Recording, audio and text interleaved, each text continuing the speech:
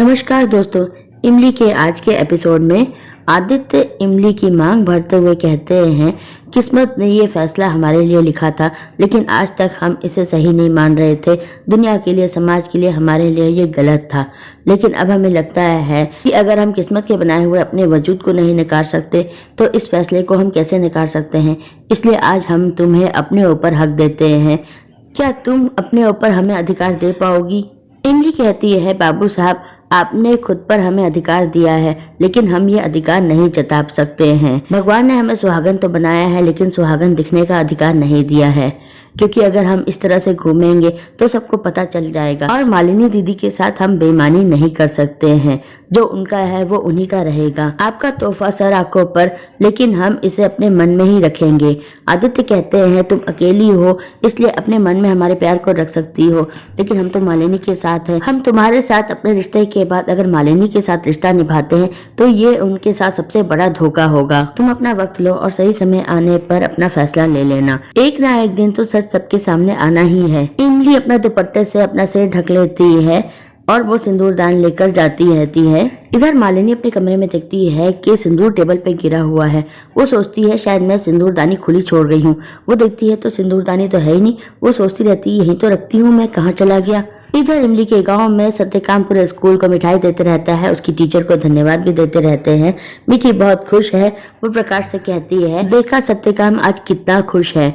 वो कहती है, अब इसके बाद मैं इमली के ससुराल वालों से भी बात करूंगी, उन्हें भी तो धन्यवाद देना है मुझे। प्रकाश मन में सोचता है कि इमली के घर वालों से काकी ने बात की तो कहीं काकी की खुशी गम में ना बदल जाए। वो कहता है, मुझे नंबर नहीं मिल रहा है। मीठी कहती है, ऐसे कैसे नंबर नहीं मिल रहा, फोन में ही होगा। प्रकाश कहता है, नहीं मिल रहा तो क्या करूं।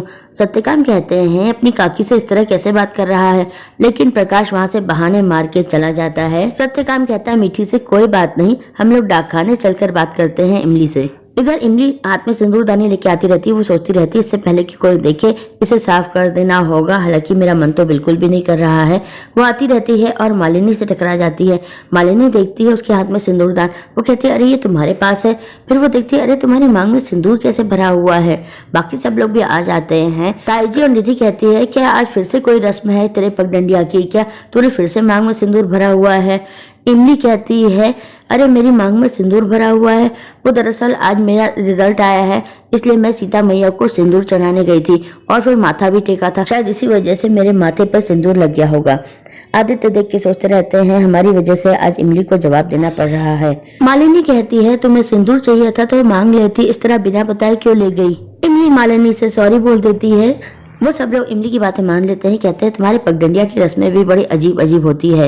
मालिनी कहती है, ये सिंदूरदान तुम ही रख लो। इमली कहती है, दीदी आप नाराज हो गई क्या?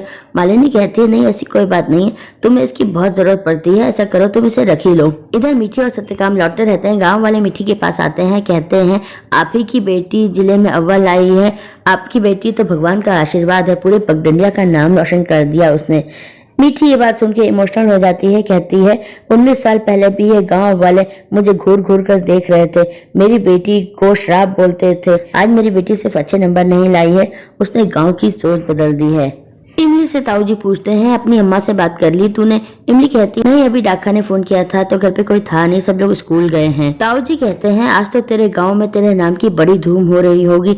इमली कहती है, हाँ मेरे दादा ने तो पूरे गांव में मिठाई बांट दी होगी और अम्मा तो खुशी से नाच रही होगी। देव भी वहाँ बैठे ये सब बातें सुनते रहते हैं। आदित्य कहते हैं इमली से, तुम वहाँ होती तो शायद भोपू लेके पूरे गाँव में अनाउंसमेंट करती रहती। इमली आदित्य के साथ अपनी पहली मुलाकात को याद करते हुए कहती है, हाँ और कोई शहरी लंगूर नहीं आता हमसे टकराने के लिए। आदित्य इमली से कहते हैं, सफलता मिलना अलग बात है, लेकिन इस तरह खुद की ही तारीफ करना और पूरे गांव में ढिंडोरा पीटना ये क्या सही है? इमली कहती है, तो इसमें गलत क्या है? और आप तो बिना देखे चल रहे थे सड़क पे, हमसे टकरा गए थे। वो दोनों लड़ते रहते हैं। मालिनी कहती है, आज तो आप दोनों की फाइट भी बड़ी क्यूट लग रही है। ताऊजी कहते हैं, इतनी बड़ी सफलता तुझे मिली है, एक बार कम से कम मुझे थैंक यू तो बोल दे, मैंने इतनी मेहनत की तेरे लिए और मालिनी तेरे लिए इतनी अच्छी अच्छी बुक्स लेकर आई। अपर्णा कहती है, और मैंने तेरे सिर पे बादाम के तेल की मालिश भी की है। देव पूछते हैं, ये बताओ इमली बेटा, तुम कौन से कॉलेज में एडमिशन लेना पसंद करोगी, क्योंकि हर कॉलेज तुम्हें एडमिशन देना चाहता है। ताऊ जी कहते हैं इसमें सोचने वाली क्या बात है, इमली मालिनी के कॉलेज में ही पढ़ेगी। मालिनी का कॉलेज आखिर टॉप 10 कॉलेजेस में से एक है। मालिनी कहती है लेकिन आदित्य ये नहीं चाहते, वो चाहते हैं कि इमली टॉप कॉलेज में पढ़े, मेरे कॉलेज में नहीं।